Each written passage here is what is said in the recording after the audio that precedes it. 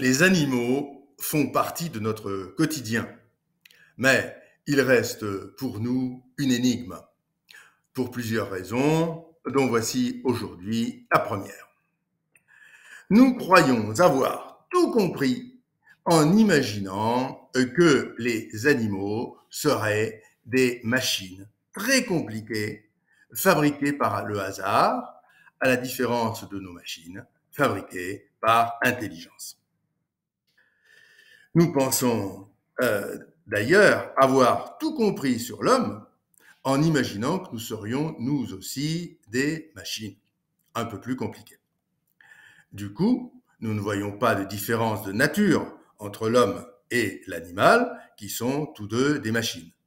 Il n'y aurait que des différences de degré dans la sophistication de certains mécanismes ou dans la performance des divers modèles.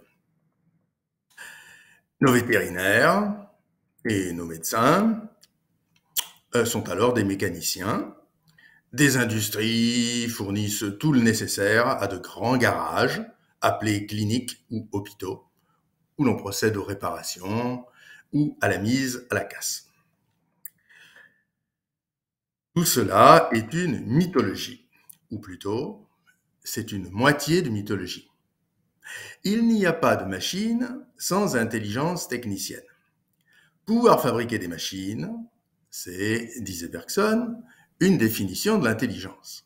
Et en grec, le mot mécané, d'où vient mécanisme, signifie tout simplement invention. Bref, pas de mécanisme universel, imaginable, sans un ouvrier intelligent universel, celui que les Grecs appellent le démiurge. Le créateur de l'être est plus qu'un démiurge. Imaginez le créateur comme un ouvrier, un artisan, il travaille avec ses mains, s'est formé une image inadéquate, mais où il y a du vrai, métaphysiquement.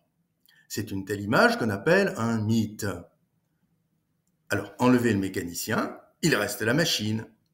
Ce que nous appelons alors le hasard, c'est le fantôme mythique du mécanicien mythique. Nous avons coupé le mythe en deux, en avons gardé une moitié qui nous semble plus rationnelle et à laquelle nous croyons dure comme fer. C'est cette moitié de mythe que nous appelons la science. Bien sûr, la science véritable est autre chose, mais depuis 2 ou 3 siècles, nous ne voulons plus croire à des mythes, sauf s'ils se prétendent scientifiques. Le mécanisme universel est une de ces mythologies. Elle est censée garantir l'immortalité à nos arrière-petits-enfants. Oublions donc la mythologie et admettons que l'animal n'est pas une machine. L'homme non plus d'ailleurs. Et que le fantôme du mécanicien, le hasard, est un cache-mythe.